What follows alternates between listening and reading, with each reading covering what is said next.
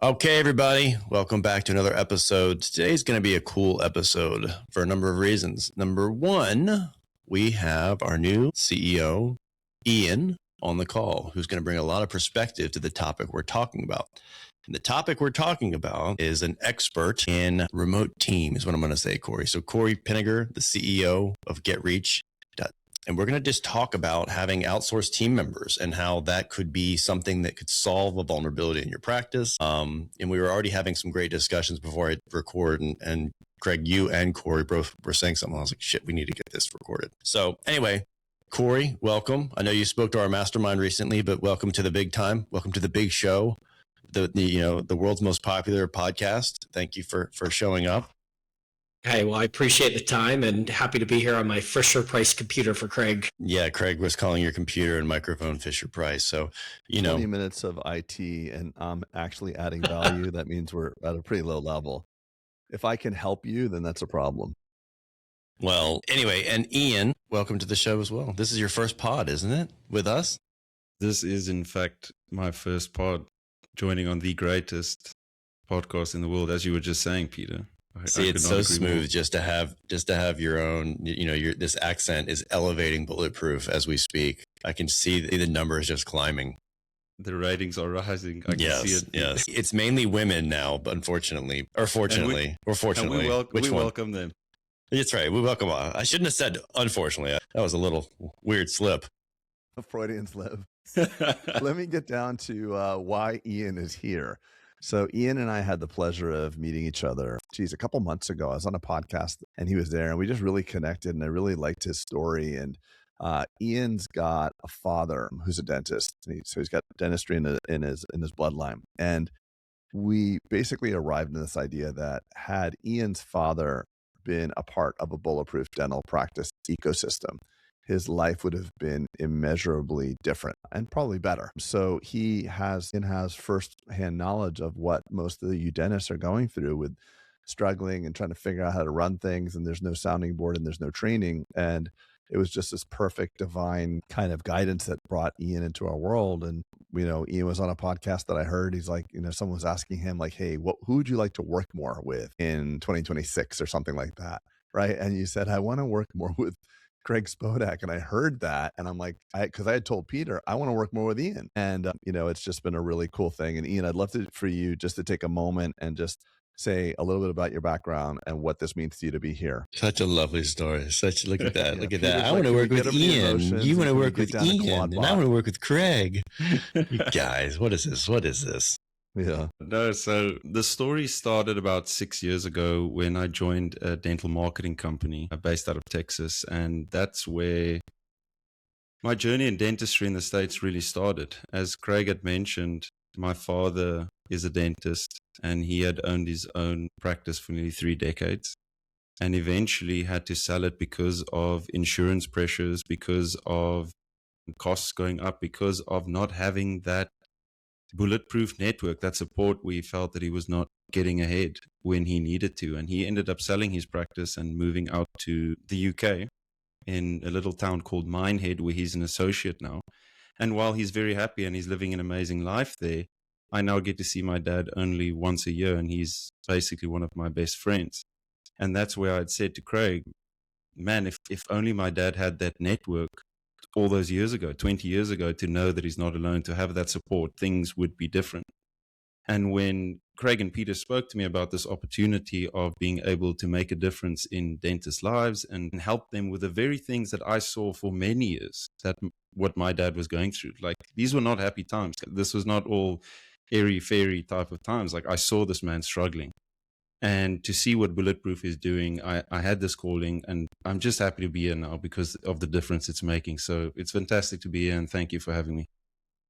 Yeah. And speaking of burnout and exhaustion, and not knowing how to navigate this landscape, what an amazing thing that we have an ability to create efficiencies in our practices now. What a great time that we're living in. In full disclosure, Ian is sitting in South Africa right now, a full-time CEO for Bulletproof that lives in South Africa. So what a great intro for you, Cory, with GetReach, because Like, tell me the premise of what you're doing and why it's so valuable for dentists. Think about what we're trying to solve, and Ian's a perfect example. There, ever since COVID, has been a labor shortage in America where it's harder to hire, retain, and it's more expensive to retain that great talent. And because of technology like Zoom and Riverside and, communication systems like Weave or Mango Voice or whatever people choose to use, people can work remote now.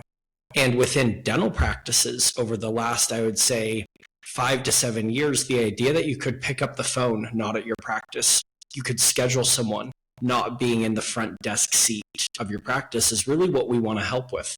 Helping practices build hybrid teams where they're cost effective. They can work on those non-patient facing interactions that are required in person. And it helps practices build a cost effective but also focused hybrid team. And dentistry's vastly changed. And as Ian said in the story, like being a practitioner and CEO is hard. And so how can we help people flip the script on dentistry to run more efficiently and live the life outside of the practice that they want? I liked what you said before we hit record.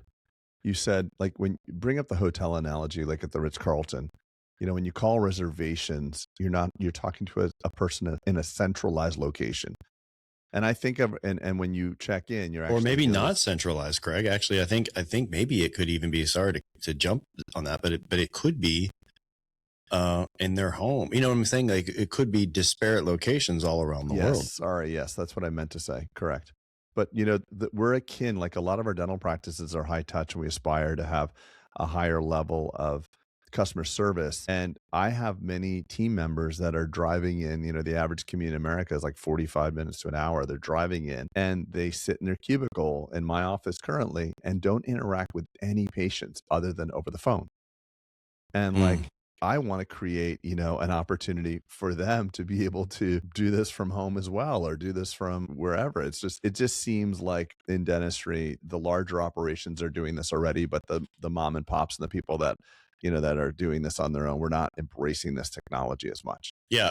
Honestly, if you think about, I think the movement even was, Cory, and you may have seen this trend over time, is, Craig, I remember going to these big DSO conferences and they were like, you got to set up this call center, and seeing these pictures of 40, 50 people on one floor at this one centralized thing. And I was like, okay. So the move was to centralization. I think the move now is kind of decentralization. Like I think to Cory's point, like using the technology that integrates the fabric and letting people who are amazing work ethic and hardworking and really grateful for the job opportunity, wherever that is, it's a meritocracy. And I think the other thing we were talking about too, guys, before it was this, Cory, your business isn't designed to say, hey, scrap all of your US workers, right? Come with these outsourced workers. Like this isn't like a hack to say, hey, drive down your overhead.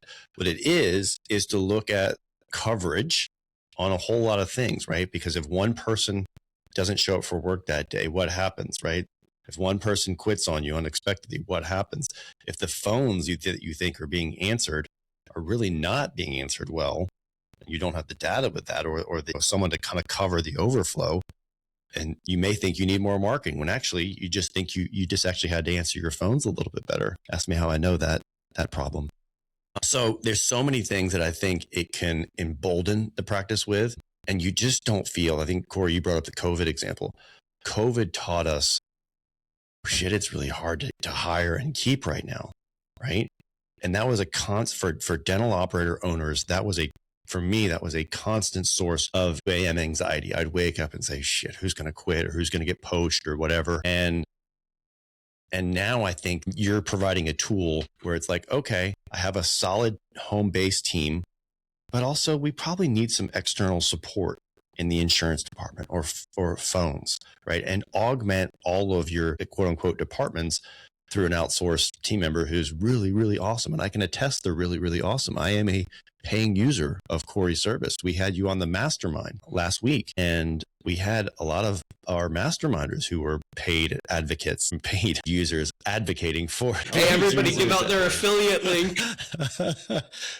Paid users that were advocating paying users that were advocating for like, this is amazing, guys. You should look into this. And that was obviously a private chat. Users as well. Right. It's just in full disclosure. Right. That's, yeah. Did I not make that clear, Craig? I don't know. I thought I said that. The joke took me off base. Well, it wasn't a joke, because it was just like I was doing well and I blew it. God, he got nervous with Ian's accent. I did. I get it. His beauty his accent is striking me. He just can't concentrate. It was easy with you, Craig, when I just had to look at you. About you today, Peter, on this podcast. I'd welcome uploading this entire transcript, including your body language, into some sort of AI, and it would tell us a lot. We're going to go into AI now. No, not there. So I've got a. Oh, no, you go, Craig. Yeah, I just want to talk about, like, for the person who doesn't understand this, I want to just talk about what types of work we could imagine in our office that we could use your services for. What types of jobs, what types of tasks? They are, from a vision perspective, anything that does not require in-person interaction. So obviously everything clinical takes connection.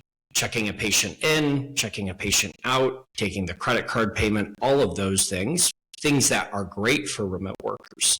Answering phone calls, making all of the outbound, recare, unscheduled treatment calls, doing insurance verifications, working on claims and submissions, and all of the busy back-end things that never require, as you said, a person to be in the physical dental practice. Right. Right. Yeah. When you had me at insurance verification, honestly, when you think about that, it's like, oh my gosh, what is the one task or the one job that you see so much turnover in, right? I think it just grinds people. The other thing that I was kind of interesting, and this is neither here nor there about remote, but I was actually like doing some research on like, okay, people show up to an 8-hour workday. And as an employer, I've always thought like, okay, cool, we're going to work 8 hours. Like, would anyone like to guess like the average productivity of that 8-hour day, the actual amount of work that's being done? 3 to 4. 4 would be my guess. I have no 2 clue. hours and 53 minutes per day of actual productive work, right? And that we can thank Mark Zuckerberg and Instagram for our decrease in actually attention and productivity, because people are on their phones doing other things, answering texts, the buzzing, blah, blah, blah. That being said, it's just the world we live in. I can't change it, just like I can't change it for my freaking kids. But if that is the new law of the land, then it's even more important to have a backup, right? To this, meaning a little bit more coverage, a little bit more support, a little bit more things, because we're not getting the output that we actually all think we're getting, is where I'm going. And even to go a layer deeper, this is something that I thought about recently. If you think about the OG dental practice in the United States had a reception desk, and you would pull up on your horse and you would get off and you would, walk in to see the dentist, and they had a reception where they checked you in and out. What we have done in the United States and the world is just layered on to those reception duties. Because before, the reception desk was to check someone in and out. But then you added in phone calls when phone calls became a thing. Then you added in text messages. Then you added in insurance verifications. Then you added in following up on patients. We've taken a model that was built on checking people in and out, thrown everything on it, and said, oh, you've got 20 tasks and you should be good at all of them. Instead, could you actually bifurcate and split some of these responsibilities, instead of just saying we're going to layer on everything and expect you to become the master of all these skills, when fundamentally it's impossible. Yeah. While you're talking too, I'm thinking about the inbound channels that we all have to deal with. You mentioned phones and text messages, email, DMs on Facebook, DMs on Instagram, messaging on X or LinkedIn. I mean, if you are advertising on all these different platforms, you have a call to action that goes to that native platform. So you can get a bad review. Like, I DM'd you on Facebook about my broken crown 4 times. No one answered me. Bad customer service. So we've actually created so many inbound links that it's just incredible how many crab pots we need to go check every day. And when I think about it, the game is just fundamentally different, as you said. There's so many different channels. Why are we not structuring the front desk different for the first time in the last 100 years? Yeah. Why aren't we? Cory, can you tell me some stories that you've heard from these front desk people. You listed a bunch of examples now of all these different channels that they have to deal with and the overload. And having been on the dental marketing side for 6 years, we listen to calls through CallRail. So I experience this all the time. And this overload that you're referring to, I saw over the last 6 years of listening to thousands of calls probably at this time. So can you share a real life example of someone you've spoken to where they said what it meant to them after joining? I mean, let's even take it back to where your roots are. If you look at the average data from last year, over 30% of all phone calls went unanswered. And so you've got a practitioner who's paying these marketing companies thousands of dollars a month and creating missed patient opportunities and a staff that is just overwhelmed. And what's so interesting is all of you know, in business, to create sustainability, you've got to create a win for your customers, a win for your team members, and an economic profit model for the business. What's interesting about like missed phone calls is that is a better patient experience. Helping with missed phone calls burns out your staff less, and it gets more butts in the chair to drive better clinical care and at the same time a more profitable practice.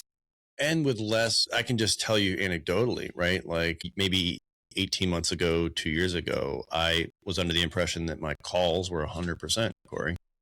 It wasn't until VoiceStack and the team at CareStack pulled me aside when I was at Inner Circle event, and they're like, "Hey, we got to show you something." And I was like, "Okay, cool. We want to show you your calls." And I was like, "All right, get ready for this. Look how good we're going to be." And it was my unanswered phone calls were around, right? So where we were struggling with new patients, and I was thinking around the clock about my new marketing strategy that I wanted to do X, Y, and Z to do, I actually was able to get some call analytics and see that, oh, maybe the problem is not marketing or exposure or awareness. It's actually the conversions that are happening via the phone. And so that became the 911 situation at the practice. And I'm happy to report that that is the daily thing that we look at, right? The most thing we look at. And additionally happy to report that like we didn't change anything in marketing. Our new patients went up in proportion to the amount of fixed calls, lo and behold. And also kind of leveraging, right? But what that required was getting more people to service that, right? With help of yourself and stuff like that. It's getting more team members, better training, better call analytics, better conversion. It just took intention around it. And I think this is the grind. I think, Ian, going back to someone like your father, right? You get in and it's like, I'm trying this and I'm trying this. You're banging your head against the wall, thinking like I was emotionally, like, we're doing great on the phones. I hear them up there. They're doing just fine. But it's not working. It's not working. It's not working kind of thing. And this is where it's just dentistry as the clinician plus entrepreneur plus CEO gets really frustrating, really hard to figure out sometimes. I think you're going at an interesting point that like all of us as business owners have to look at, where you have to pull yourself out of the mud. And it's so easy to think, I mean, there are times we've wasted millions of dollars chasing an idea emotionally or being stubborn instead of pulling yourself out of the grass and saying like, oh, wait, we're not going to get more new patients if 40% of our calls go unanswered.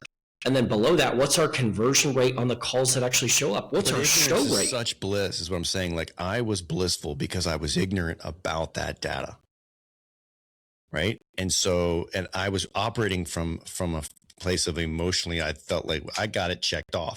And so many dentists, myself included, will stick their head in the sand when they don't want to dig into the analytics or don't want to dig into the data because they feel, oh, I know this practice. I know they're doing it. I know we're good, right? I know my conversions. I know my enrollment's 100%, all these things.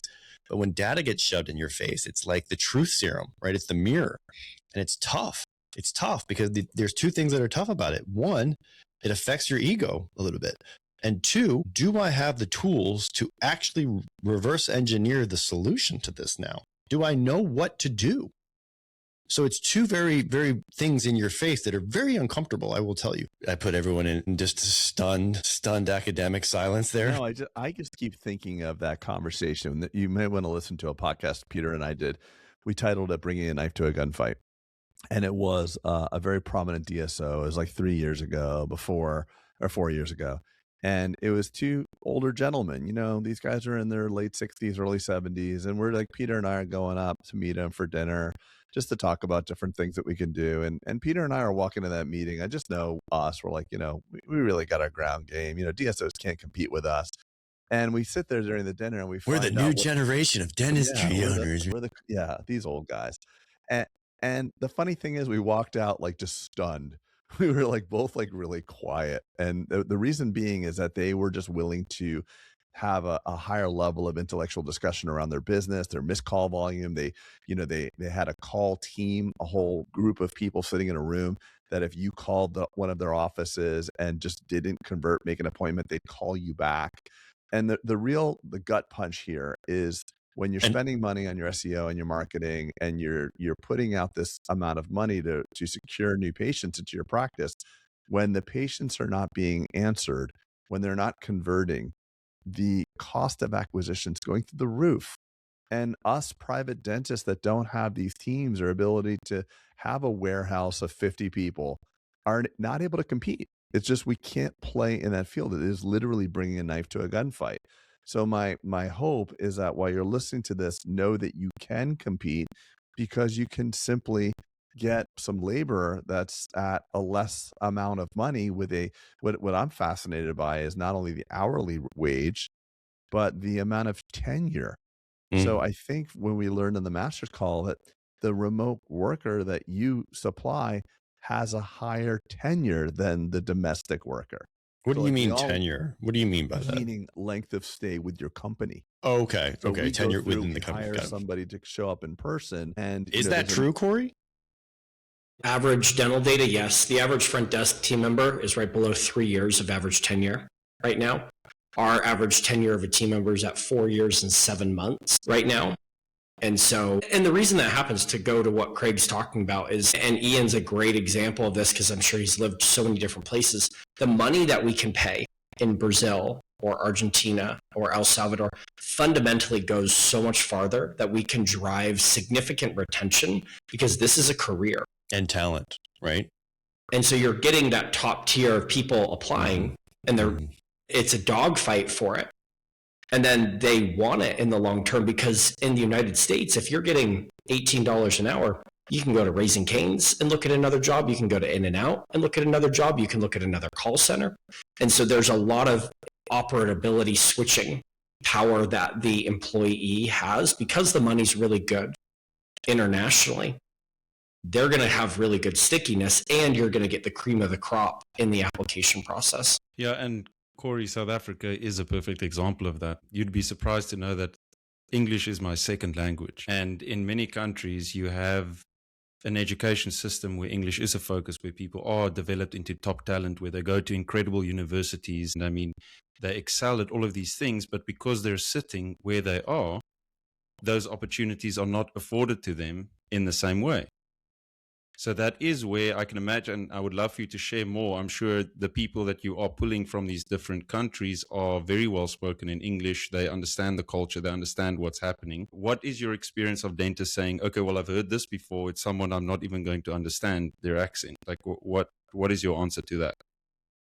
So number one, I grew up in Utah, which is like not close to anybody who's, a very, ethnic difference place. It is predominantly a white place in Utah. So I was not educated growing up. And my thought of what international talent was, Ian, growing up, was when I called Wells Fargo to have to fix my debit card when I was 14 years old, and I couldn't understand the person on the other end of the phone, and I thought I was going to lose my social security number. That was my whole idea of international talent. My dad hadn't worked with anyone internationally. Like, I was as far gone as you could think. We entered a point. Meaning you're from Nevada when you're in Utah. You were in the from overseas. The Salt Lake City bubble. Is that what you're saying? Hey, the bubble is a very real thing. It is, and it's so predominantly dental. There's something in the water over there. It is so true. And so when I had the opportunity to work with international people the first time, I'm like, it's not just the cost effectiveness. These people are driven. They're smart. They're great communicators.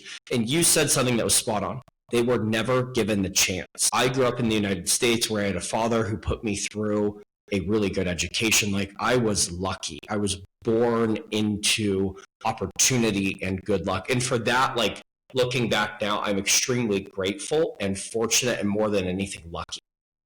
But there's amazing people who are smarter and harder, more hardworking than me, around the globe. Our chief of staff, or my chief of staff, lives in Brazil in a small town called Recife. He went to the University of Chicago to get his MBA, the Booth School, which is their #1 MBA. And then for the last 7 years has worked for Bain. And so you can find amazing people. And he grew up in a small town, went to the United States, and then went back to his small town. And we can pay him really well for where he lives, have world-class talent on our team.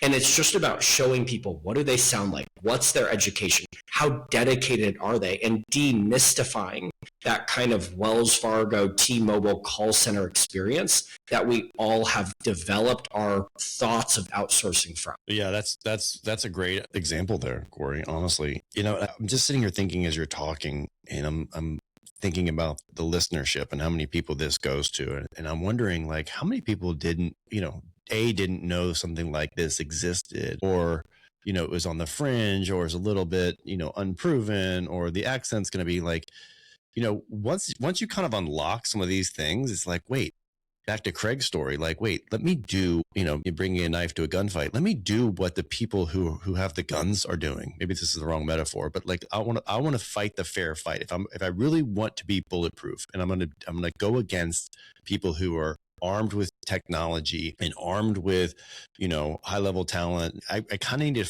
to emulate that a little bit is where I'm going. Yeah. Look, if this was a sport, they drug test the people that are using steroids, and in business, there's no, like Yeah. you don't get a star for saying like, okay, he's hired 9 people, extra people. His team expenditures are 46% of his gross. Like that, you don't win. All Right. fair in this sport. True. And we look at what big businesses are doing. They're utilizing all their tools, and this is just another tool. Peter, you said something that I thought was like awesome. And number one, Finally, wanted to know that because I know Usually Craig. does the awesome. I know Craig would never say that to you, so he asked me to say Thank it you, for Cory. him. I know you feel my pain through the airwaves. But so if we take a step back on our average differential from our cost of a team member to the average labor in the United States, there's $24,000 of annual cost savings per team member. Being in New York City, as an example, or sorry, can you say that again? I'm really not being. I really want to hear that again. So the cost $1,000 a year is your savings. Average differential in savings. Okay. And so let's think about bringing a knife to the gunfight. Well, let's say you outsource one thing, because we're not all going to go crazy out of the gate. Maybe we say, okay, I'm going to hire someone remotely to do my insurance verifications to start. And that goes well. Well, then you've got $24,000 a year to invest in better technology, or I'm going to hire someone now who's going to work my unscheduled treatment and recare list purely. And so what I think we're really talking about with a bulletproof practice is then if you can innovate and win. One of my favorite quotes is like, opportunity begats opportunity. So you develop this snowball where then you've got margin where you can pay your office manager more. You can up the caliber of the team you have.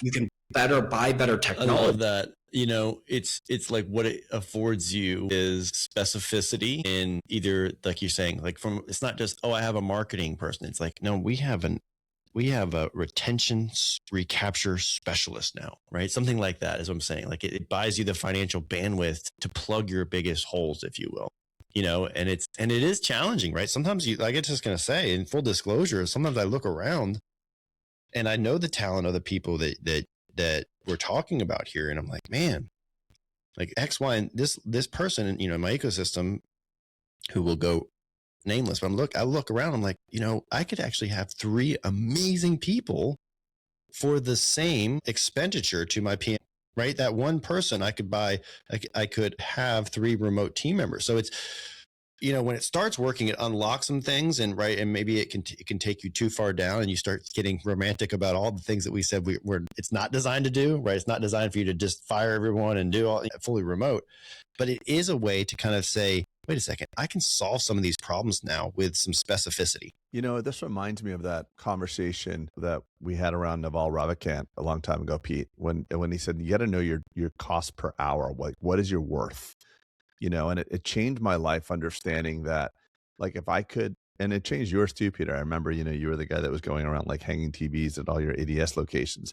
It's like, just figure out what you need to make per hour in business, and anything less than that needs to be outsourced. So to the example of you've got a $9 Amazon package that you want to return, but the UPS drop off and coming back and forth is an hour. It might just be better for you to give it to Throw it somebody away. or throw it away than go do it. And that's what you're really talking about here, because when you have a remote worker that handles the job well, as good, if not better, at a lesser rate, you don't think like, okay, let me fire a bunch of people.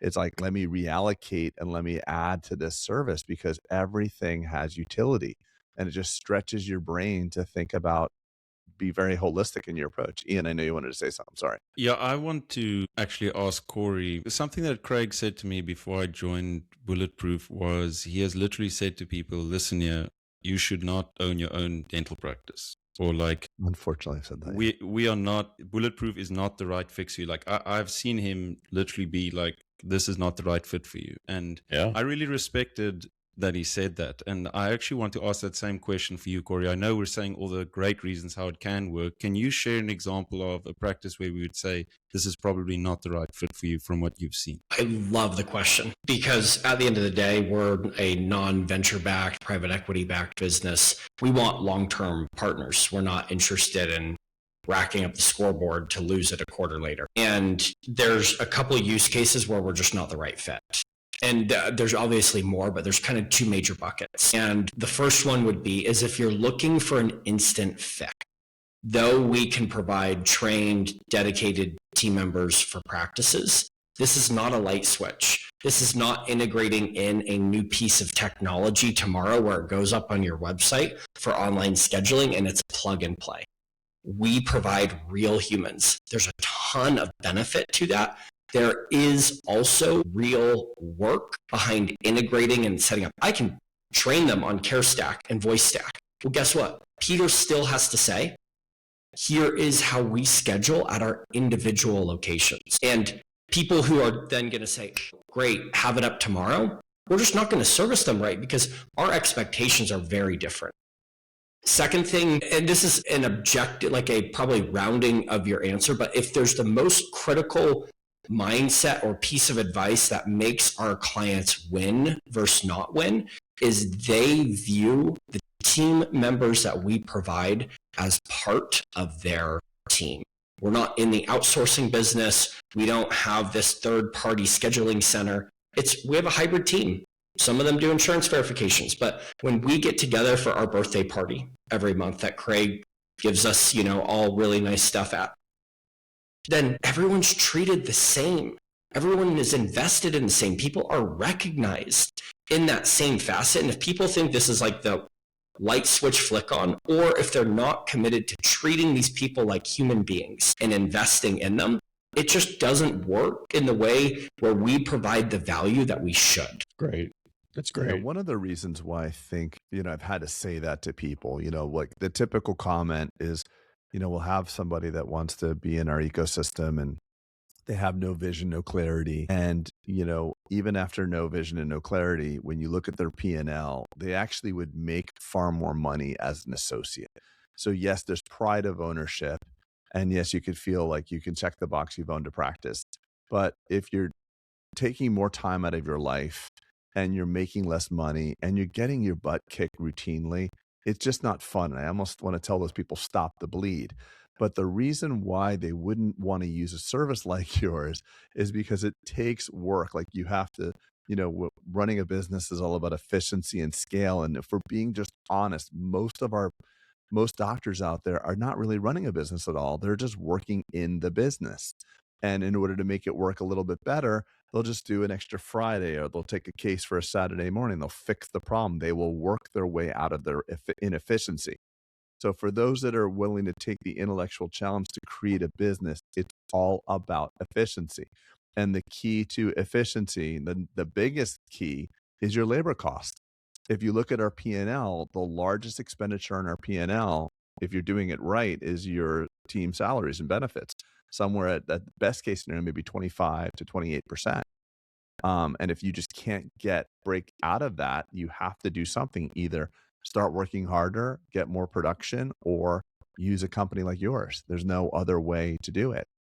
And for those that are not willing to take on an associate, or don't want to grow, or don't want to work 6, 7 days a week, This is the easy button, in my opinion. Craig, it's the easy button, but going back to what we always preach, right? And I'm looking at the bulletproof pathway right now is this is why it's imperative. Well, you're saying it's not plug and play, imperative that you have a robust and comprehensive SOP, because the same SOP works locally as it does remotely, right? And when you have a system for optimization, and most of us don't have, right? Our system is a person, meaning like the IP resides in them. If Karen leaves or gets hit by the bus, that IP unfortunately leaves the practice too. And that's, especially I see this with smaller practices, like, oh, we're a self-managed team and we don't need SOPs. There's only 7 of us. I'm like, is that really the case? Makes there's sense. Cory, I want to ask kind of one final question potentially here. Is there something where you, in the services you offer, right? And I'm looking at your site, and it's inbound and outbound calls, revenue cycle management, administrative support, and then insurance verification. Where would you see, from doing this so many years, where is the gateway drug or the highest and best lift come from someone who starts? Where I'm going with this is, like, do you see it typically people who get really excited when they start with insurance verification, or do you see it with the calls like we spoke about? Is there any correlation? There's 2 different scenarios that are gateway drugs. It's an insurance verification and buying your team time back. The problem, like pragmatically, that you have with insurance verification, it's not going to radically change your P&L. And so you have someone to assist in it, but you're not going to look back 90 days later and go, oh my goodness, we've added new patient capacity by 30%. Right. If you go into phone calls and let's take your practice at 40% calls going unanswered, there is a significant and a 90-day period of scheduling that can be done. Or let's say you did recare reactivation. You can take the 1 or 2 cancels that you have happen same day or the day before and plug those holes.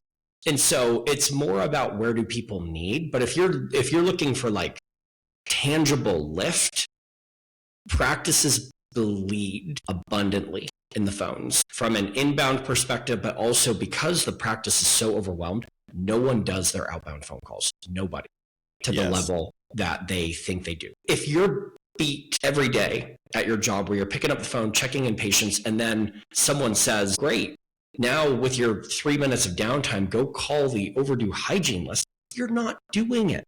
That's so true. And so that's where you see a big lift. Those are the 2 main areas that we get hired for to start out. Cory, a last question from me too. You've sold me on the value in it and understanding how it works. And a question that comes to mind now, as I'm sure many of our listeners have, is the vetting process of making sure that someone is going to fit in my practice. Peter was speaking earlier about 2 a.m. sweats, and is this person going to jump ship, and is this person fitting in with my team? And what is your process of making sure that the person that they will hire is actually going to be a fit for the practice and what the brand of that practice is? We look at it different. I do not believe in the pick of the litter methodology where Craig comes in and we say, hey, here's your 5 options, who works best for you. What we do is we would say, what matters to you, Ian?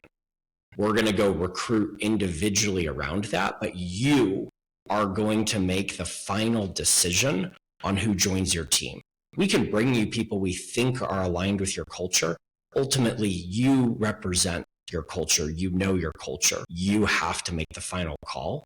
And that's where, instead of forcing a choice on our practices, we can support the choice. Awesome. Craig, anything from you before we Cory? The most important thing is how does everyone get in touch, and what have we orchestrated? I know that we signed up with you guys. We're excited about it. But how does our listener get in touch with you, and how can we connect them through the Bulletproof community? Yeah, we're really excited. We've got a lot of things working with Bulletproof, with Craig and Peter and Ian this year. If people want to learn more, they can go to our website, which is www.getreach.co. And then obviously we'll continue to interact with the community. The mastermind will be a part of your event later this year. I'm really excited to provide value and hopefully grow our business at the same time. Good. Yeah, that was awesome, Cory. I'm excited. I'm excited to bring this to the community because I think it's, like my own personal story. I think it solves problems and makes me and my team and my organization feel less vulnerable, right? When you know you've got another arrow in your quiver to kind of pull out and be like, okay, well, let's stop being vulnerable. Yeah. So thank you again for leaning into the mastermind last week as well. Yeah. Y'all reach out to Cory. You get a discount in your first month and an iPad, right, Cory? Isn't that the bulletproof deal? Right. And we can link that in the show notes, but you get money off your first month and an iPad shipped to your practice. And the reason we ship an iPad is we believe, as we talked about a second ago, it's all about integrating your virtual team in. Well, guess what? When you hold your morning huddle, flip open your iPad and your team members join right there. And so we believe that it drives a better integration and feeling. That's very cool. And just so you're aware that what we decided to do, we're using our person for the overflow of calls. So like, the gateway drug you were speaking of just a moment ago, it's like, hey, that's a great place. Those calls are going unanswered. That's just the first step to see how it goes. And then from there, who knows where it goes. But I have strong feelings of imagining where this is going to wind up. Thanks, Cory. I appreciate you coming on, bud. Yeah, everybody, thanks for tuning in. We'll catch you next time. Thanks, everyone, for watching today's episode of the Bulletproof Dental Practice Pod. We hope this conversation brought you a tremendous amount of perspective and reminded you of why you love dentistry. If you enjoyed this video, make sure to smash that like button, drop us a comment, and make sure to subscribe so you never miss a future episode. Additionally, it would really help us if you could send this message to someone that you think would enjoy it. Until next time, keep pushing forward, keep leading boldly, and most importantly, stay bulletproof.